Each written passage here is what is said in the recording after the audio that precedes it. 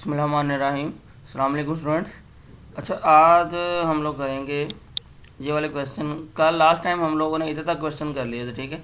इसमें मैंने आपको बताया था कि इसमें जस्ट आपने क्या करना है कि ये पॉइंट पुट कर देना इसमें, ठीक है। पॉइंट पुट के बनने के बाद जो सबसे बड़ी वैल्यू होगी, फिर सबसे जो छोटी वैल्यू होगी, वो मैक्सिमम और मिनिमम हो जाएंगी, ठीक है। इसके साथ साथ मैंने एक और चीज़ बताई थी कि आपने फिर इसके क्रिटिकल पॉइंट के ऊपर भी वो फंक्शन निकालना। क्रिटिकल पॉइंट मैंने बताया था कैसे निकालना, आपने जस्ट इसका डेरिवेटिव लेके इक्वल टू जीरो रखना होता है, ठीक है जी। तो इधर तक हमारे क्वेश्चन हो चुके थे। अब ये नेक्स्ट वाले क्वेश्चन है, ये सारे ना करें आप लोग, ये ना 50 तक कर लें, मतलब कि 45 से लेकर 50 तक कर लें, ठीक है। अब इनमें क्या उसने कहा हुआ देखें, कहता है कि जी determine all critical points for each function. कहता क्या करें, क्रिटिकल पॉइंट सिर्फ देखें आप, जो पेपर में जितना पूछा जाए आपने उतना ही बताना होता है, ठीक है। ज़्यादा काम करने की ज़रूरत नहीं है। अब इसमें सिर्फ उसने पूछा क्या है, देखें, सिर्फ उसने यही पूछा कि डिटर्मन ऑल क्रिटिकल पॉइंट्स, मतलब आपने क्या करना है, सारे क्रिटिकल पॉइंट निकालने। अब क्रिटिकल पॉइंट निकालने का तरीका क्या था, मैंने पीछे इसकी डेफिनेशन भी आपको पढ़ाई है। डेफिनेशन इसकी ये है कि आपने जस्ट इस फंक्शन का डेरिवेटिव लेना है। डेरिवेटिव लेने के बाद आपने इसको बराबर रख देना जीरो की, ठीक है। डेरिवेटिव लेने के बाद आपने इसको बराबर रख देना जीरो के, उधर से जो एक्स की वैल्यू आएगी वो हमारे पास होगा क्रिटिकल पॉइंट। फिर दूसरा मैंने आपको बताया था, डेफिनेशन भी पढ़ी थी कि क्रिटिकल पॉइंट करता क्या है, उन पॉइंट्स को जब हम दोबारा फंक्शन के अंदर पुट करेंगे वो उसको क्या कर देगा, जीरो बना देगा। ये हमारे पास होते हैं, ठीक है। अब इसने जस्ट क्या करना है, इसका डेरिवेटिव लेके इक्वल टू जीरो के रख देना। देखें ये 45 वाला मैं इधर से सोल्यूशन से बता रहा हूँ। देखिए ये ना मैंने आपको बताया था कि नंबरिंग का थोड़ा सा फ़र्क है कि बुक ना बाज़ दफ़ा अपडेट नहीं होती, सोल्यूशन अपडेट हो जाता है, बाज़ दफ़ा सोल्यूशन अपडेट नहीं होता, बुक अपडेट हो जाती है, तो इसलिए ना ये थोड़ा सा फ़र्क आ जाता है, ठीक है। तो अब 41 है, इधर उधर बुक के ऊपर कोई और है। अब देखिए किया क्या है, देखें एक्स स्क्वायर माइनस 6x+7 था, जस्ट क्या किया, इसका डेरिवेटिव ले लिया। देखिए एक्स स्क्वायर का डेरिवेटिव कितना आ गया, 2x है, माइनस 6x का कितना डेरिवेटिव आ गया, -6, 7 का कितना आ गया, 0 आ गया। तो क्या बन गया, 2x माइनस 6 है। तो अब क्रिटिकल पॉइंट कैसे निकालते हैं हम लोग, इस फर्स्ट डेरिवेटिव को बराबर रखते हैं जीरो के। तो देखें 2x माइनस 6 को बराबर रखा जीरो के, तो इधर से हमारे पास x की वैल्यू कितनी आ जाएगी, देखें 2x बराबर हो गया 6 के, x इधर आएगा, 2 तो जाकर डिवाइड हो गया, 2 डिवाइड 6 किया कितना आ गया, 3 आ गया। तो इसका मतलब हमारे पास क्रिटिकल पॉइंट कितना आ गया जी, 3 आ गया। बस इतना ही काम करना है आपने। क्रिटिकल पॉइंट की डेफिनेशन ये होती है कि डेरिवेटिव लेके बराबर रखते जीरो के, तो हमारे पास जो x की वैल्यू आएगी वो हमारा क्रिटिकल पॉइंट होगा, ठीक है जी। फिर 42 में भी ऐसे ही है, देखिए ये चीज़ थी, इसका लिया डेरिवेटिव, डेरिवेटिव लेने के बाद इसको बराबर रख दिया जीरो के, बराबर जीरो के रखने के बाद ये चीज़ बनी थी, इसमें से 3x कॉमन लिया तो ये चीज़ बन गई 3x। अब 3 देखें उधर जाकर डिवाइड हो गया। अब इसमें एक तो x इजिकल टू जीरो आ रही है, एक value 4 minus X equal to zero आ रहा था। जब 4 minus X equal to zero रखा तो उधर से एक्स इजिकल टू कितना बन गया, 4 बन गया, ठीक है। तो ये 41, 42, ये 43, 44, 45, बल्कि ये 45 भी चले रहने दें, ठीक है, 45 भी चले रहने दें, इधर तक आप कर लें बस 42 तक, ठीक है। ये क्वेश्चन जस्ट क्या करें, इसमें डेरिवेटिव लेके आपने बराबर रख देना जीरो के। अब इसमें देखिए ये दो फंक्शन अब हो गए, तो अब इसका डेरिवेटिव दो फंक्शन का कैसे लेते हैं हम लोग, प्रोडक्ट रूल लगा देते हैं। देखिए क्या किया कि पहला फंक्शन वैसे डेरिवेटिव दूसरे का क्या था, ये कि पावर शुरू में 2 शुरू में आ गई, पावर में से कम, जिसकी पावर कम की उसका फिर डेरिवेटिव, फिर प्लस लगा के जिसका डेरिवेटिव लिया है ये वाला वैसे आ गया। अब डेरिवेटिव पहले का, इसका डेरिवेटिव लिया तो क्या आ गया, पावर शुरू में पावर में से कम, x माइनस 1 ये बन गया। फिर अब इसको मल्टीप्लाई करके सिंप्लीफाई करने के बाद ये चीज़ आ चुकी है, देखें ये ऐसे बन गया, ठीक है। अब ये जब इसको हमने बराबर रखना है जीरो के, तो इधर से x minus 3 equal to zero आ गया, x minus 1 equal to zero आ गया, x minus 2 equal to zero आ गया। तो ये सबको उठा के दूसरी तरफ ले जाएंगे तो वैल्यू क्या आ जाएगी, 3 आ जाएगा, 1 आ जाएगा और 2 आ जाएगा। तो क्रिटिकल पॉइंट इसके कितने आ गए, 1, 2 और 3। ये वेरी वेरी इंपॉर्टेंट है, एक क्रिटिकल पॉइंट की डेफिनेशन आनी चाहिए। दूसरा आपको क्रिटिकल पॉइंट का एमसीक्यू भी बन सकता है कि आपको कोई भी फंक्शन दे दिया जाए और आपको कहा जाए कि इसके क्रिटिकल पॉइंट्स क्या है, ठीक है। तो इसलिए इसको आपने अच्छे से कर लेना, ठीक है जी। तो ये मैं इधर तक इसकी ना ये ख़त्म कर रहा हूँ एक्सरसाइज, बल्कि ये देख लेते। फिर नेक्स्ट कहता है कि find the extreme values root and local of the function where they occur. अब इसमें देखें ये वैसे मैं करवा देता हूँ,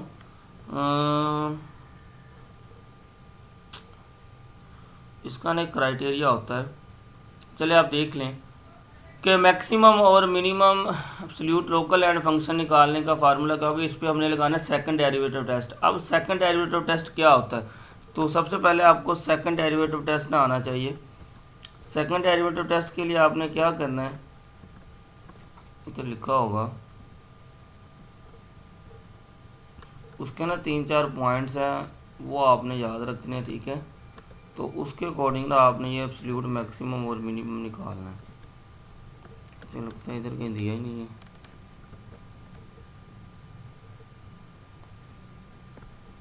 हम्म,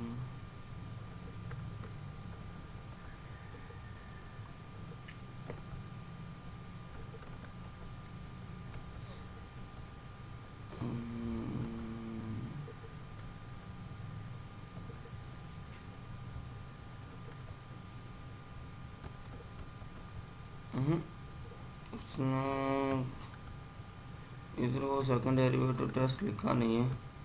ये सेकंड डेरिवेटिव से वैसे ही है जैसे आपने ना वैसे ये फर्स्ट ईयर के अंदर पढ़ा था। क्वेश्चन इसके लेंथी हैं इसलिए मैं इसको करवाने के हक में नहीं हूँ। क्वेश्चन इसके लेंथी हैं। चलो दफ़ा करें इसको, दफ़ा करें, बस इतना ही कर लें, क्रिटिकल पॉइंट निकाल लें सारा और उसको कर लें, ठीक है जी। नेक्स्ट है जी, ये 2 थ्योरम आते हैं, ये बड़े इंपॉर्टेंट है, ठीक है जी। आपने थ्योरम याद रख लेने। इन थ्योरम की जो स्टेटमेंट है ना एमसीक्यूज़ के अंदर आ सकती है, ठीक है। तो सबसे पहले रोलिस थ्योरम।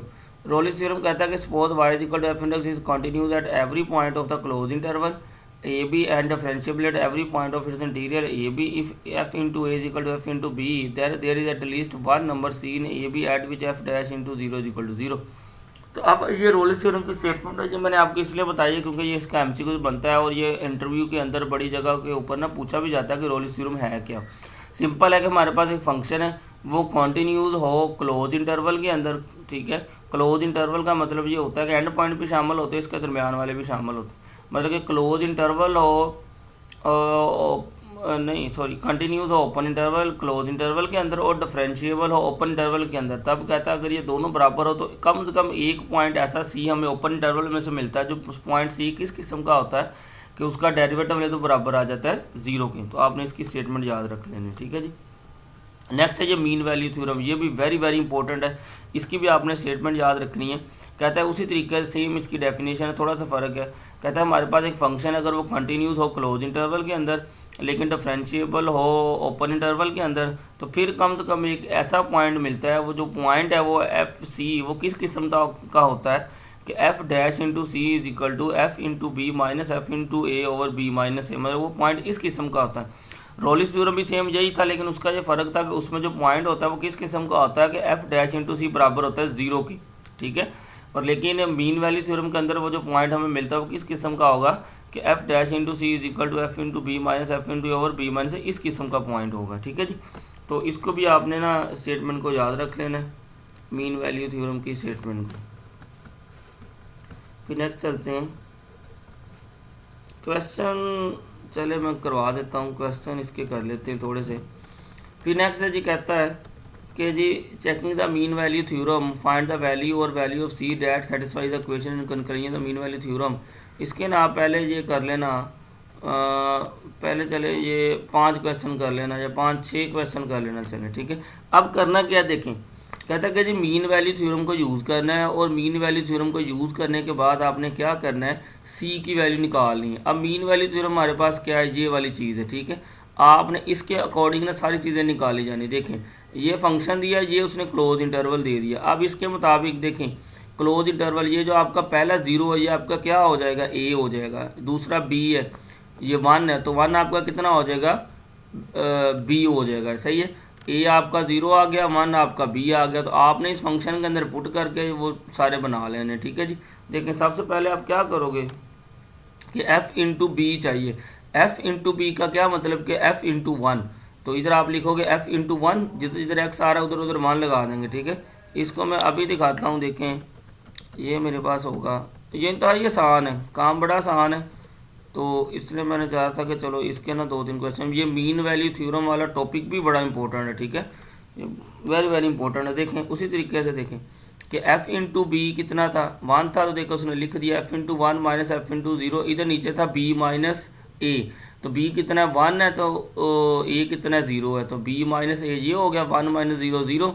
तो ऊपर बन गया F into 1 minus F into 0, इसकी आपने वैल्यू निकालनी। देखें कि एफ इंटू 1 किया तो इधर भी 1 प्लस 1 -1, तो 1 -1 कट के +2 बच गया, 2 आंसर आ जाना। f इंटू जीरो, एक्स की जगह 0 पुट किया, -1 आ जाना। ठीक है जी, तो इसको सोल्व करके -2 वो आंसर कितना आ जाएगा आपका।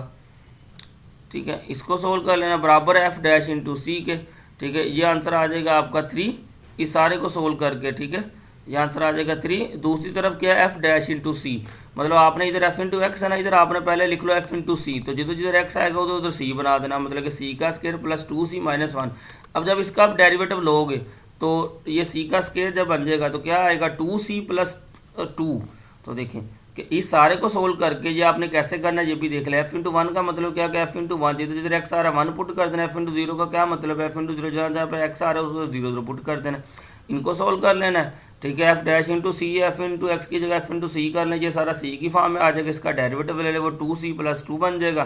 देखें इस सारे की वैल्यू कितनी आ गई, 3 आ गई सोल्व करके। f डैश इंटू सी की वैल्यू कितनी आ गई, 2c प्लस 2 है, तो 3 को उधर ले जाए, माइनस हो गया, 3 माइनस 2 कितना आ गया, 1 आ गया। तो 2c इज इक्वल टू 1 था, तो 2 इधर डिवाइड हो रहा, मल्टीप्लाई उधर जाके डिवाइड हो गया, तो c कितना आ गया, 1/2 आ गया। ये इंतहाई आसान है, ये आप आसानी से अब आप काम कर सकते हो। चलिए आप इसके ऐसे कर लेना, मैं ज़्यादा नहीं दे रहा आपको क्वेश्चन। आप इसके पहले चले 4 क्वेश्चन कर लेना बस। ठीक है, पहले 4 क्वेश्चन कर लेना, सिंपल है, इसमें कोई मुश्किल नहीं है, सीधे सीधे क्वेश्चन। ठीक है, तो ये पहले आप 4 क्वेश्चन कर लेना। ठीक है जी, तो ये मीन वैल्यू थ्योरम भी टॉपिक हो गया। अब इसमें सिर्फ एक टॉपिक हमने करना है जो हमारा आउटलाइन का हिस्सा है ना, पॉइंट ऑफ इन्फ्लेक्शन है, बस वो टॉपिक करना है। उसको मैं थोड़ा सा ना एक्सप्लेन करता हूँ, या वो नेक्स्ट लेक्चर में हो जाता है। ठीक है, चले वो मैं नेक्स्ट लेक्चर में ना आपको बता देता हूँ कि पॉइंट ऑफ इन्फ्लेक्शन क्या है, और उसके बारे में हम लोग डिस्कस करते हैं। ठीक है जी, ओके जी, अल्लाह हाफिज़।